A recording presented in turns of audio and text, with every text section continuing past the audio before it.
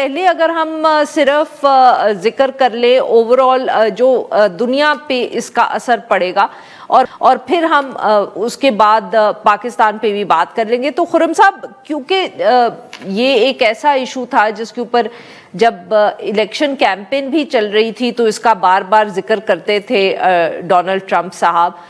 फिर जब वो पावर में आए, प्रेसिडेंट बन गए, उसके बाद हमें मालूम था कि ये जो टैरिफ्स हैं ये इजाफी गालिबन एडमिनिस्ट्रेशन उन पर काम कर रही है, वो लगाए जाएंगे।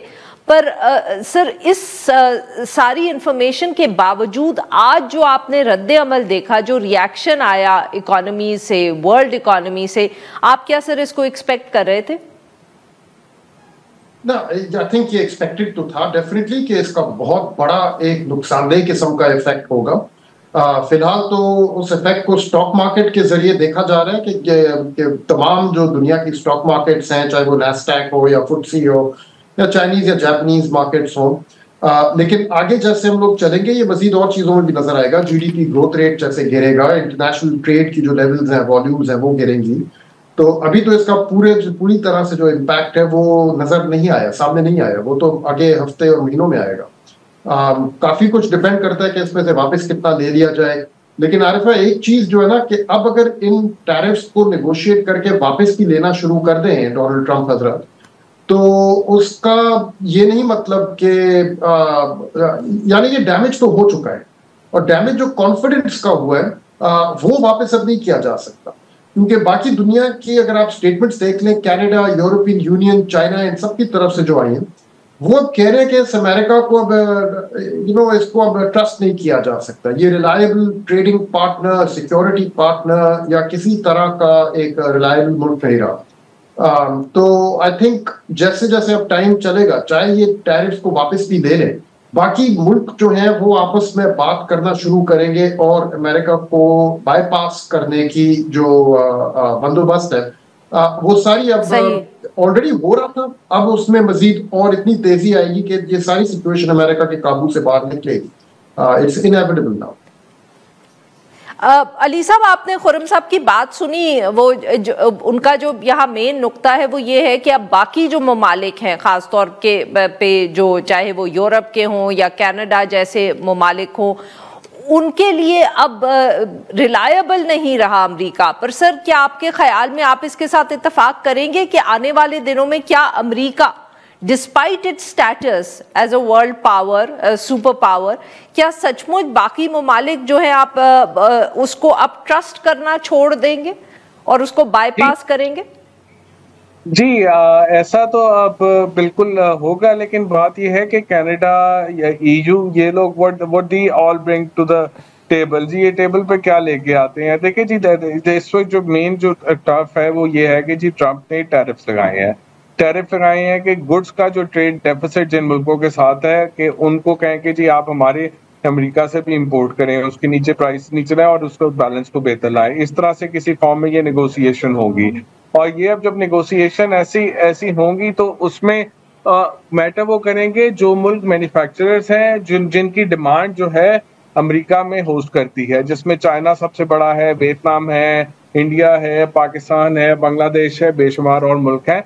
हाँ, इन मुल्क की बहुत हाईली डिपेंडेंस जो एक्सपोर्ट्स की जो है वो यूएस के साथ है और ईयू के साथ भी है, लेकिन बहुत ऐसी यूएस के साथ है। तो वो क्या अब वो इस अगर वो इस वक्त रिटेलिएट करते हैं तो उनकी अपनी इकोनॉमी भी बैठ सकती है। चले चाइना तो फिर कर रहा है, बट वियतनाम, बांग्लादेश तो बिल्कुल बैठ जाएंगे। तो बहुत देर are countries they may chicken out और ये that's what the Trump is playing for. और उसमें ये होगा कि फिर एक कंपेटिटिव डिवैल्यूएशन का प्रोसेस शुरू हो जाएगा। मुझे जो डर लग रहा है ना, ये इकोनॉमीज कंपेटिटिव डिवैल्यूएशन के प्रोसेस में चली जाएंगी, और उस प्रोसेस में जाने के ऊपर फिर ये होगा कि ये सब डेप्रिशिएट करेंगी, अपने मुल्क में इन्फ्लेशन लाएंगे, अपने मुल्कों की डिमांड को डिस्ट्रक्ट करेंगे और कंपेटिटिव हो जाएंगे यूएस में, तो इफेक्टिवली ये यूएस को टैक्स देने लग जाएंगे। तो ये प्रॉब्लम आ जाएगा। जी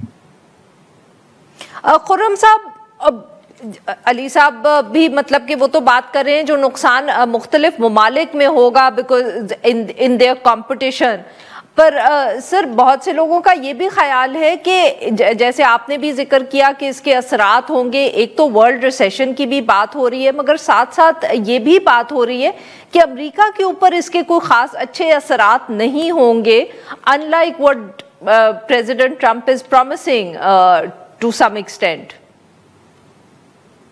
absolutely, I think President Trump साहब जो हैं उनको इंटरनेशनल ट्रेड की कोई खास समझ नहीं है।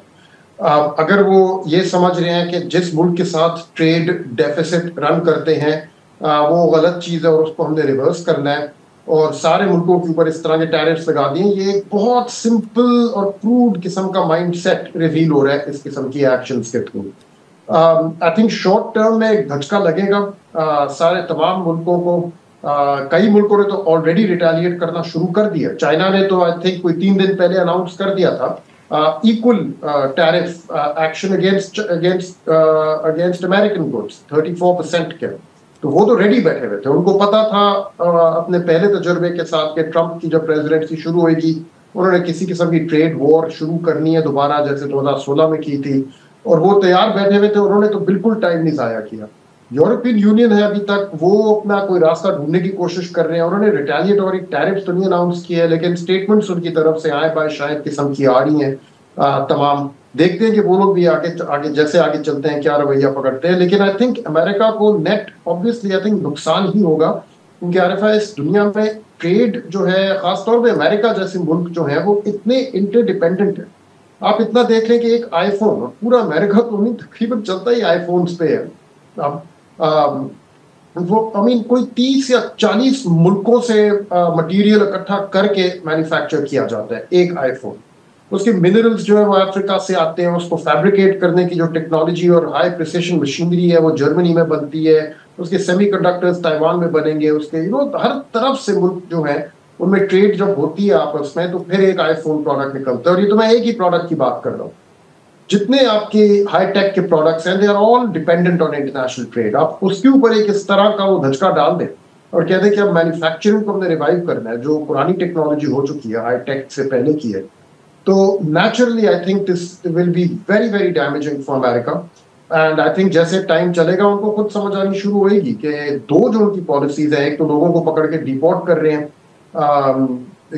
एक लेबर शॉर्टेज है वहां पे ऑलरेडी, और ऊपर से उसको कंपाउंड कर रहे हैं with this policy of this immigration की जो उनकी नई पॉलिसी लेके आए हैं, एंड नंबर 2 जो ट्रेड की वो पॉलिसी लेके आए। This is very destructive for America in the long run. अब इसको रिवर्स भी कर दे तो the damage has been done, the key damage is done. Signal दुनिया को चला गया कि अनरिलायबल लोग हैं, can not count on them. बिल्कुल सही। अच्छा, अब आप दोनों से ये एक ही सवाल होगा कि बिकॉज ऑब्वियसली एक तरफ रिसेशन है, एक तरफ है अमेरिका का इम्पैक्ट, बट यहाँ जो अमेरिका का एक रोल है आलमी मईशत में उसके ऊपर क्या इम्पैक्ट आएगा और चाइना इससे क्या फायदा उठा सकता है? Are we going to see change in fortunes और change in the world economy, जहाँ चीन जो है वो क्या वो अब आहिस्ता आहिस्ता उस पोजीशन में आप लोगों को आता हुआ नजर आ रहा है जो किसी जमाने में अमेरिका की थी? अली खजर साहब आप शुरू करिएगा और फिर खुर्रम साहब आप भी इसी बात का सवाल का जवाब दीजिएगा। ये बात जैसे खुर्रम ने अभी कही है कि अमेरिका को लॉन्ग टर्म में नुकसान है, इसमें तो कुछ शक नहीं है। मैं तो इसका अभी पाकिस्तान की इम्प्लीकेशन और शॉर्ट टू मीडियम टर्म में एक इमर्जिंग इकोनॉमीज जो है वो एक डेप्रिसिएशन करेंगी, वो सारा वो कर रहा था। अब देखें ये वर्ल्ड ऑर्डर चेंज हो रहा है जो 1930s 1940s के बाद बना था, अब वर्ल्ड ऑर्डर चेंज हो रहा है। मुझे नहीं लगता कल कोई IMF वर्ल्ड बैंक इनकी भी इतनी इंपॉर्टेंस रहेगी जितनी आज है। ठीक है जी, ये नेटो आप ऑलरेडी देख रही हैं और इस तरह से तो पूरा सिस्टम जो WTO जिसको इन्होंने बनाया था वो भी वो क्रम्बल कब कर रहा है। तो अब वो बायलैटरल एक उस तरफ आ रही है। मेरे ख्याल में जो चेंज आ रही है वो एक परमानेंट किस्म की चेंज आ रही है। इसमें पूरी दुनिया को बड़ा एक धचका लगेगा और बहुत बड़ी डिस्ट्रप्शन है, और उसके बाद नया वर्ल्ड ऑर्डर क्या निकलेगा बड़ा मुश्किल है कहना। But definitely China with the cooperation of many other economies outside the US system जाएंगे। ये बहरहाल US एक बहुत बड़ी इकोनॉमी है, जितनी बड़ी वो इकोनॉमी है उस पर कोई जा नहीं सकता। जी अली साहब, we running out of time. Khurram साहब प्लीज ये चीन वाला सवाल दीजिएगा ताकि हम आई जस्ट ऐड इतना कि आई थिंक इस सब कुछ का फायदा, नेट फायदा जो है वो चीन को ही होगा। और वो हमें नजर आ रहा है, वो लोग तैयार बैठे हुए थे, उनको पता था कि इस टाइप की चीज आ रही है, उन्होंने अपनी सारी तैयारी की भी थी, और अब उनको खामोशी से बैठ के वेट करना है कि अमेरिका इस किस्म के स्टेप्स लेता रहे, अपने एलाइज और अपने दोस्त ममालिकान जो उनको एलियनेट करता रहे, यूरोपियन यूनियन, कनाडा, मैक्सिको, जिनके साथ उनके बहुत डीप तजारती ताल्लुकात हैं, और क्वाइटली बैठ के चाइना जो है वो अपना एक सेपरेट ट्रेडिंग अरेंजमेंट बना रहा है, जो काफी हद तक एग्जिस्टिंग ट्रेडिंग सिस्टम के ऊपर बिल्ड ऑन कर रहे हैं, लेकिन जैसे पेमेंट गेटवे वो अपनी एक सेपरेट बना रहे हैं। तो आई थिंक नेट फायदा उन्हीं को होगा, और इवेंचुअली ये जो लीडरशिप पोजीशन जो अमेरिका सरेंडर कर रहा है, छोड़ रहा है अपनी, इवेंचुअली ये फिर चाइना, मुझे लग रहा है कि at some point, maybe अभी नहीं लेकिन 5 साल बाद, मे बी 10 साल बाद इस पोजीशन में आ जाएगा कि वो फिर इस लीडरशिप पोजीशन को सप्लाई करेंगे बाकी दुनिया के लिए। आरिफा।